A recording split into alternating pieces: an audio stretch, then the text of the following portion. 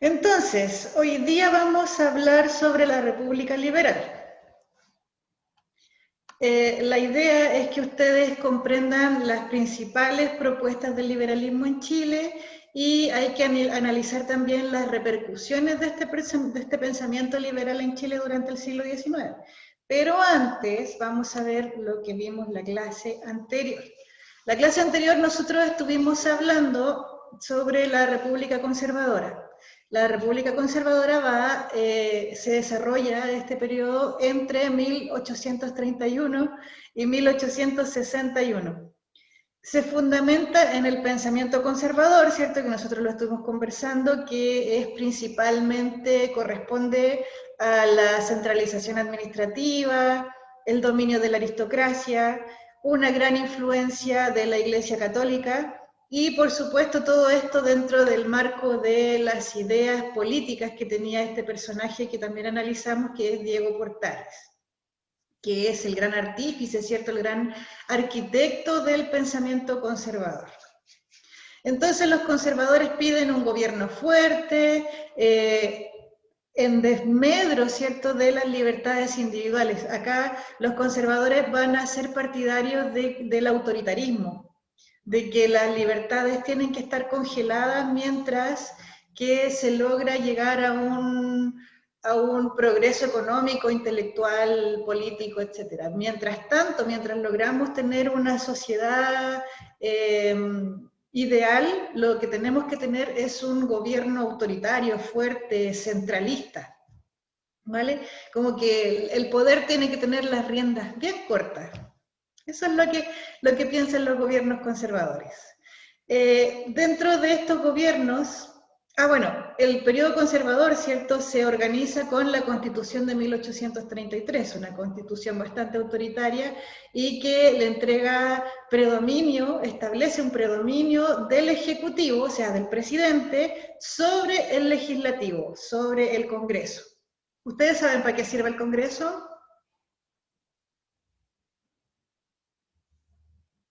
No, Senadores y diputados, ¿en qué trabajan? ¿Qué hacen?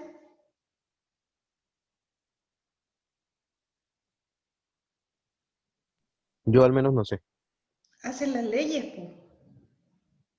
Hacen las leyes, entonces son los representantes directos de las personas, de los ciudadanos, porque se supone, la idea es que las leyes representen a las personas, ¿vale? Pero la Constitución de 1833 le daba más predominio o más poder al presidente más que al Congreso, ¿vale? Entonces el presidente como que era él el que decidía lo que se hacía y lo que no se hacía, ¿entiendes? Sí. Entonces los ¿Se senadores y entendí? diputados Está bueno. trabajan haciendo ley o cómo es la cosa. Sí, así es, en eso trabajan. Oh, Eh, los gobiernos del periodo, hablábamos, ¿cierto?, de los decenios. ¿Se acuerdan qué son los decenios? Lo vimos en la clase pasada. ¿Qué son los decenios? Viene de 10.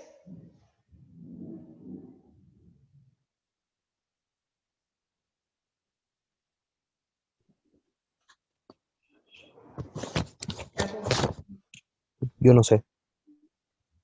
Ya, pues si lo vimos en la clase pasada, pues no se ha empezado. Periodo de 10 años, ¿o no? ¿Sería? Eso, pulento, súper bien. Ya, ya, Periodo perfecto. Ya. presidencial de 10 años. ¿Y se acuerdan por qué pasaba esto, no?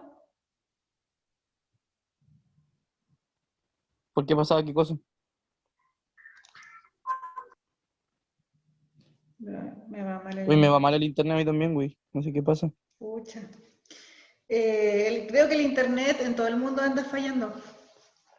Miren, Ángel, ¿qué era el esto diseño para pasaba, anotarlo? esto de los decenios, esto de los gobiernos de 10 años pasaba porque la Constitución, además de entregarle harto poder al Ejecutivo, les permitía la reelección inmediata por 5 años más, y además establecía el voto censitario. ¿Se acuerdan lo que era el voto censitario? Que era esto de que las personas, solamente los hombres con dinero podían votar. ¿Se acuerdan? Sí. Sí, bien. Entonces, entre ellos, ¿cierto? Y bueno, ya había gran intervención electoral, pues entonces habían siempre chanchullos ahí, trucherías con las que se elegían entre ellos mismos al final. Y de hecho, por el porqué de la consolidación o de la mantención de los gobiernos conservadores era el voto censitario. Por eso se mantenían tanto en el poder. Bueno, tenemos a estos por 10 años, el José Joaquín Prieto, Manuel Bulnes y Manuel Montt. Entre sus obras más importantes tenemos la consolidación política e institucional, reformas económicas, expansión de la soberanía nacional con la ocupación de Magallanes, la colonización de Valdivia, de Yanquihue. Hay un gran desarrollo educacional, cultural. Y dentro de las relaciones internacionales tenemos la guerra contra la Confederación Perú-Boliviana y las críticas a la doctrina Monroe.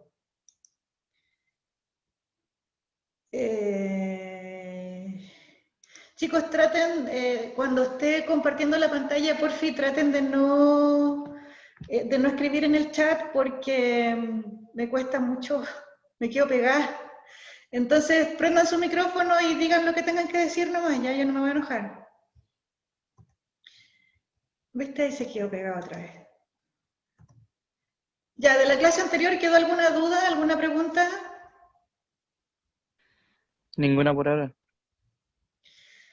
Ya, en un contexto político entonces, ¿a qué alude el concepto liberalismo?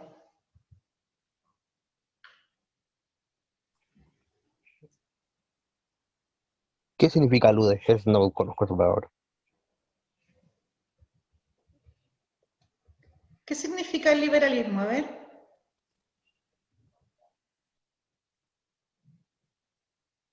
Lo vimos en las primeras clases.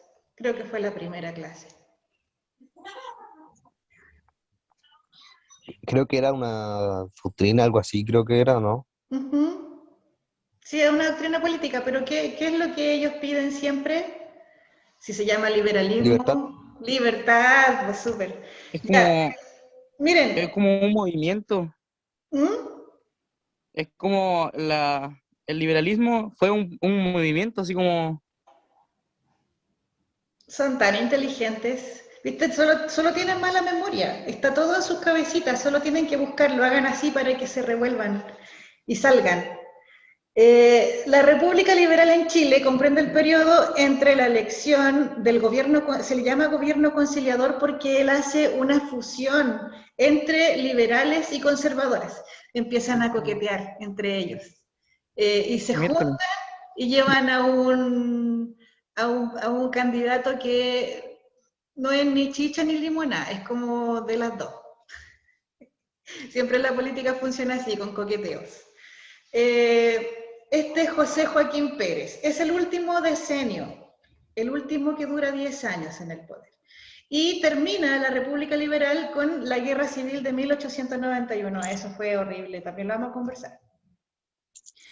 Entonces tenemos procesos, ¿cierto?, de liberalización y secularización. Aquí la idea, lo que van a rescatar los liberales es que el Estado funcione solo, que ya no hayan interventores como por ejemplo la Iglesia Católica.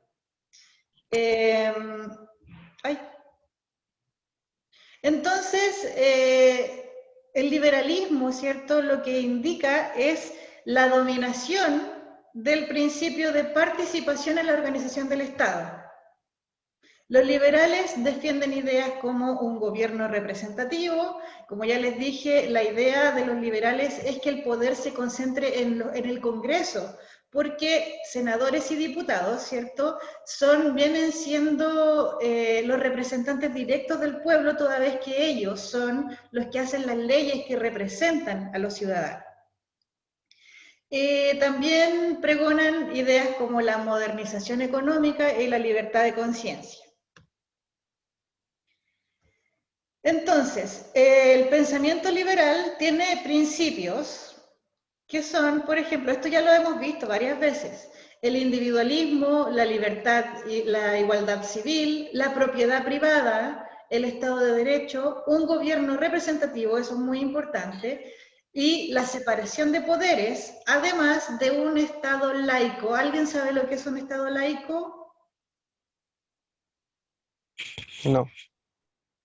Un Estado laico es un Estado que no está siendo controlado por la Iglesia Católica. Es un gobierno que está separado, un Estado que está separado de la Iglesia Católica. Y eso, hasta ese momento, todavía no pasaba. ¿Son Todavía... como independientes o no? ¿Mm? ¿Son como independientes o no? Claro, pues la Iglesia Católica con sus cosas espirituales y el Estado con su política por otro lado. Pero en este momento que estamos hablando acá en la clase, esas dos cosas se fusionaban y el Estado tenía, o sea, la Iglesia tenía injerencia en las cosas del Estado. Y los liberales no querían eso, por lógico. Ah, Entonces, los objetivos del liberalismo del siglo XIX son la ampliación de libertades individuales, cosa que los conservadores no dejaban, derechos políticos, disminución de las atribuciones del presidente y su intervención electoral. Ahora lo que quieren los liberales es que el presidente no tenga tanto poder, la verdad es que quieren que no tenga nada de poder.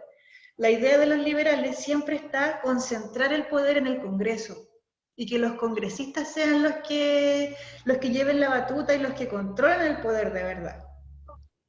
Por lo tanto, se pide un fortalecimiento del poder legislativo, la reducción de la influencia de la Iglesia Católica y la promoción de un Estado docente, es decir, promover y fomentar la educación pública. ¿Vale?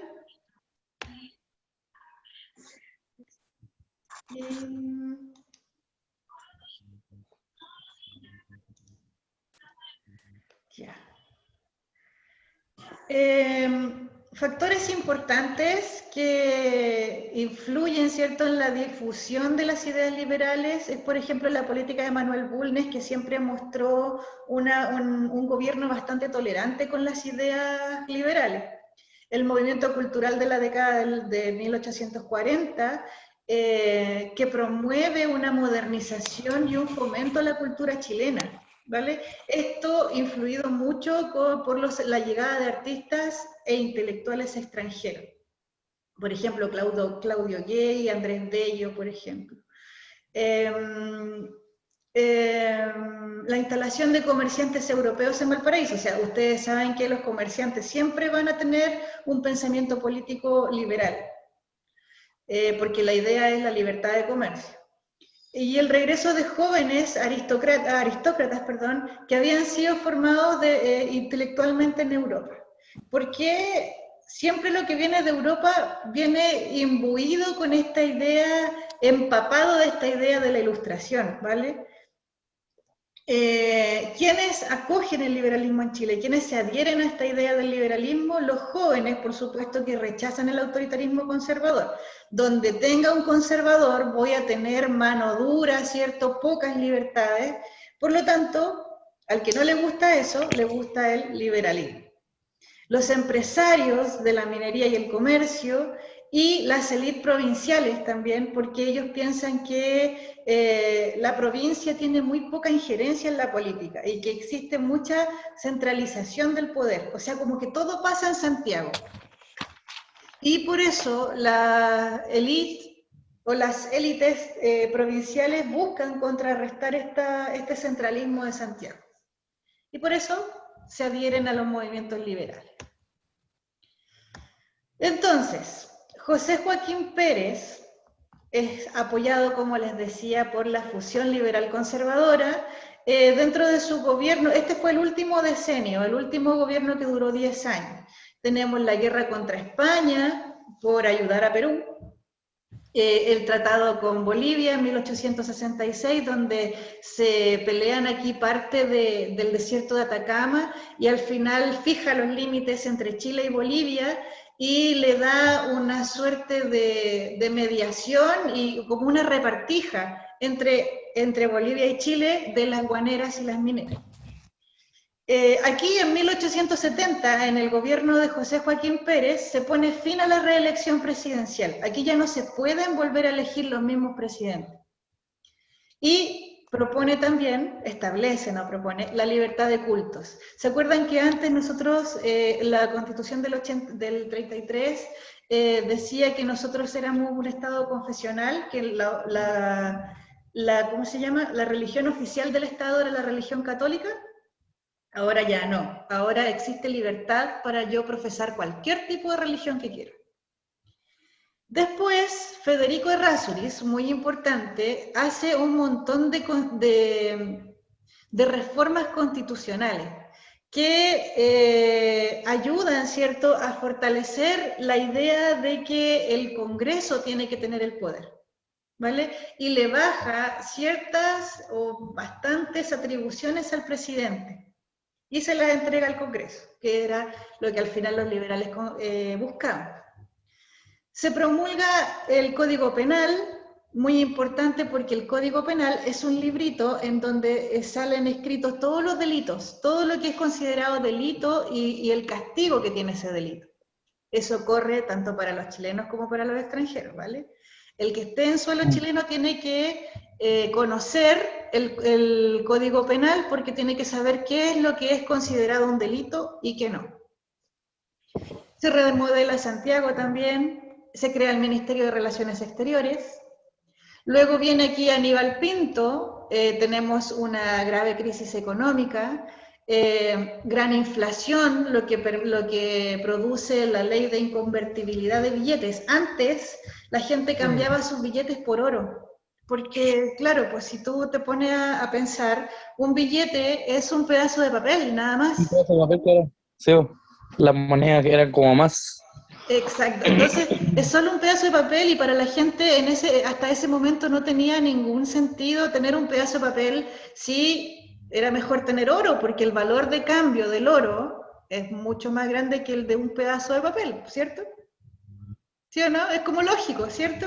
Sí. Ya, aquí entonces se hace esta ley de que la gente ya no cambie sus billetes por oro, sino que se le da un valor de uso y un valor de cambio al billete. Ahora el billete no es solo un pedazo de papel porque significa moneda, ¿cierto? Es como el valor que le damos hoy día. ¿Ustedes romperían un billete de 20 lucas? No. No, pues no, Yo lo no. cambiaría por moneda. Ya, pues, pero al final valen lo mismo, pues. Porque las monedas son de cobre y el cobre como que no tiene mucho valor, pues. Entonces, yo no quemaría, no rompería un billete de 20 lucas porque entiendo que tiene un valor de cambio. Ya en este tiempo no se entendía. Con la ley de inconvertibilidad de billetes se empieza a entender esa idea. Con Aníbal Pinto empieza la Guerra del Pacífico, la denominada Guerra del Salitre, y esto lo vamos a ver en la próxima clase, así que no se preocupen. Y la anexión, la consecuencia más grande de la Guerra del Pacífico es la anexión para Chile de Antofagasta y Tarapacá. También tenemos conflictos con la Iglesia Católica. Domingo Santa María, otro gobierno liberal, en su gobierno se termina la Guerra del Pacífico, se hacen los tratados con Perú y Bolivia, promueve las leyes laicas, que son las leyes que le quitan poder a la Iglesia Católica. Primero, la del registro civil, crea el registro civil, ¿cierto? Porque antes nacía o moría una persona y era la Iglesia la que llevaba el registro. Cáchense esa. La Iglesia llevaba el registro de las personas que nacían y que morían. Ya, eso ya no va a pasar más. Ahora se crea el registro civil donde el Estado, ¿cierto?, se hace cargo de conocer quién nace y quién muere, de inscribir personas como chilenas. La ley de matrimonio civil, ahora las personas que se casan, que hacen un matrimonio, ¿cierto?, tienen que casarse por el Estado. Antes era solamente por la Iglesia, antes en el periodo que estamos estudiando, 1880. Pero ahora, desde 1883, las personas se tienen que casar por la iglesia, o sea, por el poder civil. ¿Vale? Y lo otro, la de cementerios laicos. La idea es que todas las personas que mueren en Chile sean enterrados en un cementerio que es común para todas las personas, sean ateos, sean judíos, sean mormones, sean prostitutas, sean borrachos, sean como sean, se van a enterrar en el mismo cementerio. Eso por supuesto que hoy los católicos, pero es que fue como una patada en la guata para los católicos. Horrible, pero bueno, lo pudieron superar al final. Yo tengo una duda, hay 3 Dígame. leyes laicas, ¿cierto? ¿Mm? Hay 3 leyes laicas, digo, perdón. Sí, por las que les dije, cementerio civil, matrimonio civil y registro civil. Nacimiento. Ah, yo pensé que era nacimiento. Sí, pues nacimiento. Nacimiento, matrimonio. Ah, ya. Es lo mismo, pues. Sí, pues, ya, esa era mi duda. No, pero está bien, Ángel, tienes razón. Nacimiento, porque como te lo digo yo, presta para que se confundan. Nacimiento, matrimonio y cementerio. Okay. Cesa la explotación del salitre del capital inglés, se hace el tratado de límites con Argentina, donde perdimos la Patagonia. El fin de la ocupación de la Araucanía, también lo vamos a ver en la próxima clase. Y por último tenemos el gobierno de José Manuel Balmaceda. Él era un buen hombre, terminó de mala manera. Tenía un gran programa de obras públicas, de industrialización, de reforma en la educación. La idea de él era ampliar la participación chilena en la industria del salitre. Aquí en este tiempo el salitre es el sueldo de Chile. El salitre en esta época, 1800, finales de 1800, principios de 1900, es la estrella del rock de la economía chilena. O sea, todo el mundo habla y vive del salitre. El problema es que el salitre estaba en territorio chileno, era chileno, pero era explotado por industria inglesa. Entonces era poco y nada lo que quedaba para Chile. José Manuel Balmaceda dice, oye, pero es que eso no debería pasar, pues si el salitre es chileno, está en Chile, está en territorio chileno, debiéramos explotarlo nosotros. ¿Qué pasó? Se le puso choro al Congreso y empezó a exigir tener un poquito más de poder y más de injerencia en este tema, y el Congreso le dice, oye, no, cálmate, nosotros somos los que mandamos acá. Cuento corto, se produce una guerra civil entre quienes apoyaban al presidente José Manuel Balmaceda y los que apoyaban al Congreso. Y los que apoyaban al Congreso era toda la Marina. Con eso les digo todo. Se produce esta guerra civil que termina con el gobierno de José Manuel Balmaceda, aunque él se asila en la embajada de Argentina, y cuando termina su gobierno el último día se pegó un tiro en la cabeza. ¿Se suicidó? Sí, horrible. Pero terminó su periodo, no renunció. El problema es que después de esto viene toda una serie de reformas y se convierte Chile en una república parlamentaria. Aquí, después de este conflicto, el presidente pasa a ser una figura decorativa, no tiene ningún poder, ninguno. Los congresistas, el Congreso, ¿cierto? Los senadores son quienes tienen todo el poder en la práctica, el poder político. Y el presidente tiene que agachar el moño y decir que sí nomás. Bueno, pero eso da para una clase entera, así que tranquilo. Si nosotros nos ponemos a... Hoy tengo poquito tiempo. Si nosotros nos ponemos a ver cuáles son las características y cuáles son las diferencias entre la República Conservadora y la República Liberal, vemos que existe, mientras se conforma el Estado Nacional en Chile, se produce esta transición desde una hegemonía conservadora hacia otra liberal, pero entre medio se dan fuertes conflictos.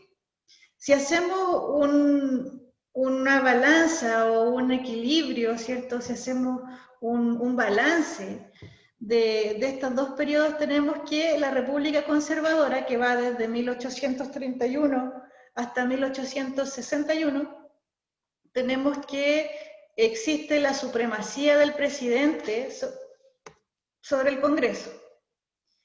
Está la consolidación de las instituciones políticas y una gran influencia de la Iglesia Católica sobre el Estado y la sociedad.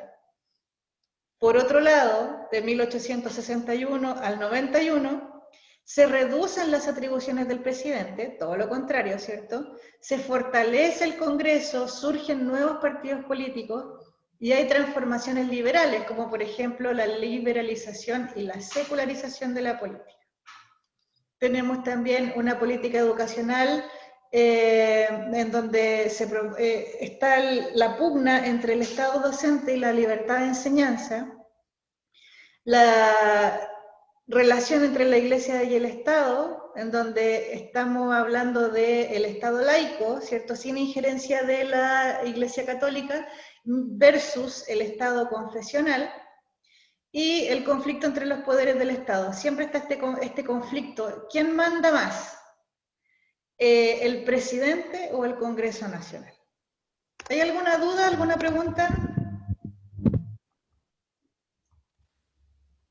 ¿Qué manda más? Ninguna, profe. Perdón. Daremos. ¿Sí o no? ¿Me escuchas? ¿No? ¿No hay pregunta? Ya. El Diego parece que tiene una pregunta, tía. Diego, ¿qué pregunta? Los audífonos.